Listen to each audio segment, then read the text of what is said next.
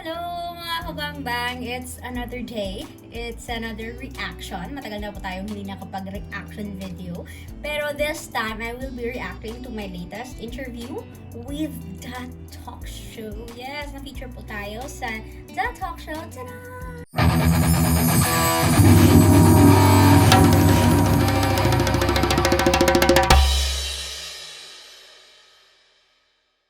Pakape tayo today from Ultra Green Coffee. Baliskad siya. We have here Collagen Plus, enriched with glutathione, acai berry, aloe vera, and vitamin C. Yun po, green coffee tayo kasi hindi tayo makapag-exercise. So, we'll feed our body with healthy coffee, and at the same time, since green yung coffee natin unroasted, it will help us burn fats slowly. So, habang constant, we drink green coffee every day religiously for the next 3 months. Yun. Slowly, we'll get back on track since after nating mag-operation, bawal muna yung galaw-galaw, bawal muna yung sobrang, di ba, chika-chika, baka mag-open yung sugat natin. And I had this opportunity to work with Miss Joy of The Talk Show, and she featured me, and it's an honor to be the first guest sa iyang YouTube channel. So, cheers! Grabe, wait lang. Title pa lang ha, nagulat talaga ako. Ilonggo vlogger, pinapasettle down na ng nanay niya. Grabe! Nahihiya ako. Wow! Yung na-COVID ako, pagod na. Ay, fairness! Iba yung editing skill. Nakaka-intriga. Pati ako na-intriga sa pinagsasabi ko. Ayun, mga kabangbang, pag nakita niyo po ako, approach me, hindi po ako nangangain ng tao.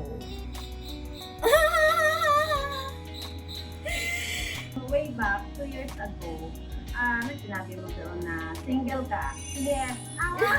Kaya? 2 years ago, that was, I'm with Papa Andoy sa radio station. I'm happy. Kasi baka yung hindi natin alam, sa mga subscribers mo dyan, tagahanga, no? Watch the full video at The Talk Show. Ever since nasa paraan pa ako, sabi ko talaga, once I step into the professional world, I have to maintain that work-life balance. Hindi yung puro trabaho lang, hindi puro yung saya lang. Siyempre, dapat balanse tayo. Kaya, kamusta nga ba yung puso natin? Watch The Talk Show at YouTube. I'm still looking forward to be one of the endorsers in Ilonggo. Yes, pwede. Kamay-kamay naman dyan sa mga restaurant owners natin. Baka kailangan nyo ng model. Cheers! Pero pwede mo bang ikwento sa amin? Ano nangyari? Actually, yung worst thing na nangyari sa akin so far in my life, nung na-COVID ako. Habang tumatagal, mas dumadami yung symptoms. So, yeah, shout out to the Medical City Iloilo. Thank you very much. Kung hindi dahil sa inyo, kaya Sir Mark and Miss Harleen, no, for helping me in my pulmo rehab. Malamang hanggang 5 minutes ulit yung ating pagsasalita. Hindi pa tayo nakapa-bounce back ulit sa ating status ng lungs. yes, so, sa nangyari ito sa inyo, no, hindi ko kasi ito inasahan na malalaman ko dito sa talk show ko, sa interview natin ngayon na ganyan pala yung nangyari. You know, in our life, minsan we don't verbalize things. That's why other people don't know that you've been undergoing such a hardship, struggles in your life. Nasa pagdadala din niya ng tao, and I'm really grateful for the Lord for giving me that skill, that personality to still continue sharing good vibes to everyone, sharing positivity, not the positive virus that I have encountered, to all the people who helped me in my COVID journey. Sa I don't know if pwede na bang sabihin, pero I was quarantined in a hotel. Kung sino ka man po na tumulong sa akin, I was really, iiyak na yun. Ano lang siya actually, napuraw. What's napuraw? I was not able to wake up exactly at 6 a.m. 6 a.m. kasi yung breakfast. Pagkatapos, pag wala akong ginagawa, I usually wake up at 10. So that time, parang hindi ako nagising ng maaga. And binalikan ako ng attendant. Tapos doorbell siya. Like, super doorbell siya. Tapos, super doorbell siya. Tapos, paglabas ko, kukunin ko na yung breakfast ko. Pinagalitan niya. In a sense na you know that that person, kahit stranger siya, he cares for you. And that's one thing na,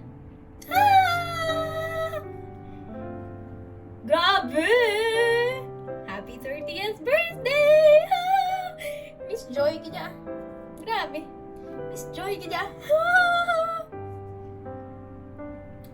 Kahit yung mga taong hindi ka nilang kilala, there would still be people who will love you.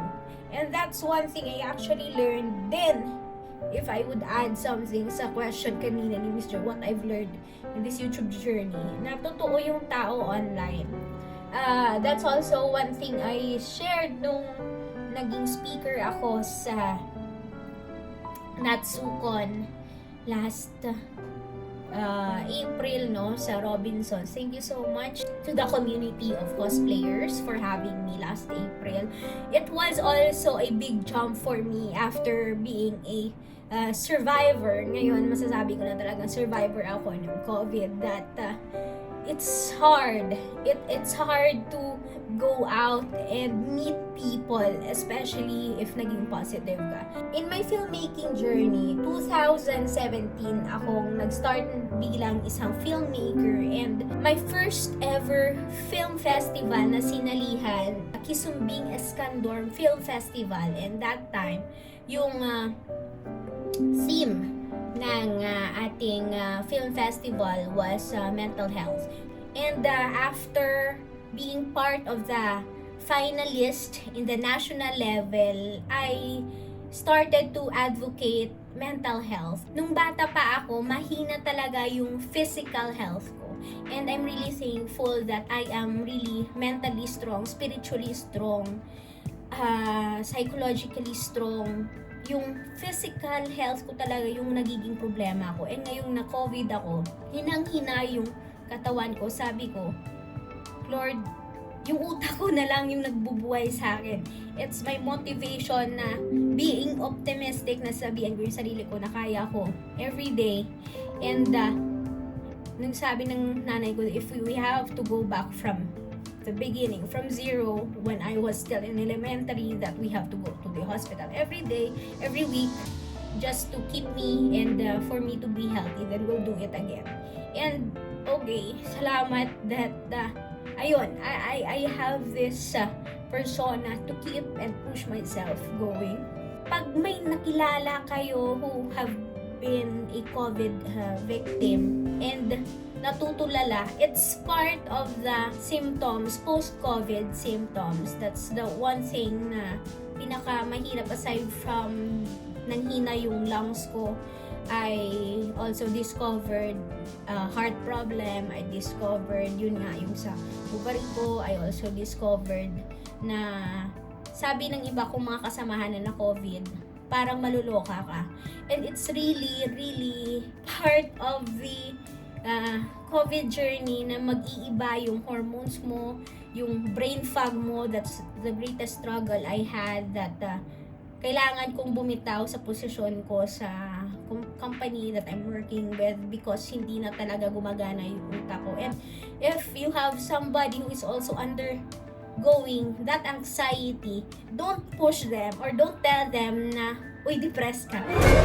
That's one thing my doctor have told me. The feeling na depressed yung tao, extreme sadness, is different from clinically depressed. Yung madadiagnose ka talaga na may depression yung isang tao. So once that friend of yours is at the tip of the mountain, nasa tip na siya, huwag nyo namang itulak pababa. Huwag naman sana na kayo yung magiging dahilan para bumitaw yung kaibigan nyo.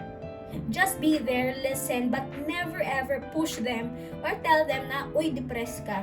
I'm really thankful that I have a circle who are very supportive to my decisions. And now, here we are.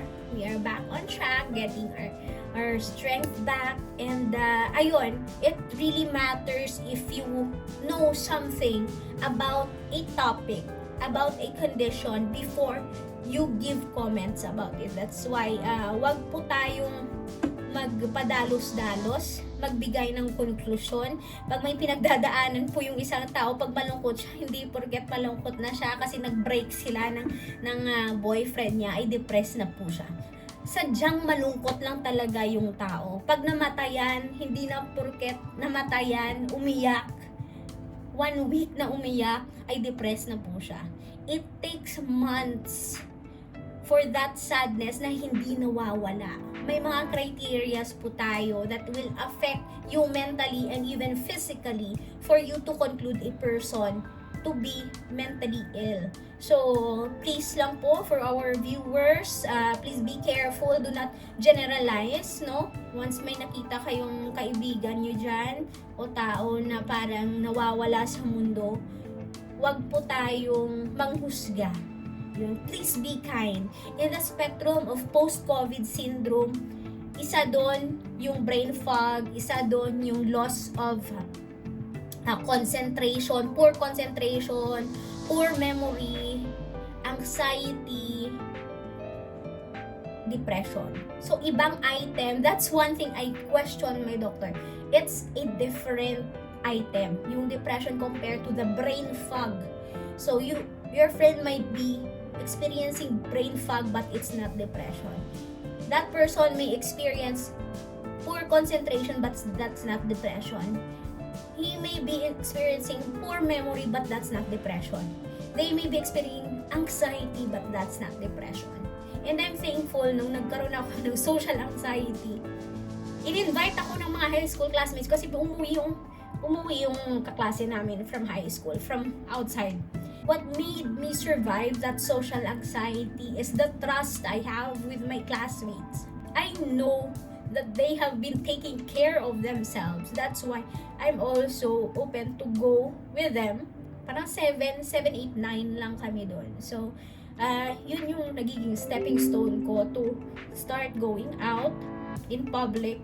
Usually, actually public man siya gani because I'm working, diba? So, house to our office, pagkatapos balik sa bahay, punta na mall para bumili ng pagkain, pero you don't talk to other people. When I do vlog, diba, you can see that I really do wear mask, face shield, kaya kung type ka talaga ng virus, type ka talaga niya. But ayun, never judge a person based on what you see if you really don't know what is going on with their life. And I'm really happy now na okay na yung lungs ko, yung puso ko, minomonitor. Pero kamusta nga ba talaga siya? Yung blood ko are normal na din, yung thyroid ko after couple of months, nag-normalize na din siya. Ito yung sa ovary ko. Ang dami, after kong na-COVID, ang dami kong sakit na parang magic. Ooh! Thank you so much, Miss Joy. Thank you so much. Yay! Thank you so much, Miss Joy. And please do subscribe to her YouTube channel, The Talk Show. Kag sa mga inyo nga mga kamukbangers natin, nga gusto man sang healthy living, you could send me a message if you want to purchase Ultra Green Coffee. We have here a special variant. This is Collagen Plus, filled with glutathione, acai berry, aloe vera, vitamin C, and of course, collagen for healthy skin and good heart. Ayaw kayo nakahapit ka mo sa akong yung channel. Kung bago pa lang ka mo diri, pindot ang subscribe button, pati ka ang lingganay, kag hindi pagkalim din. Rumi inspired!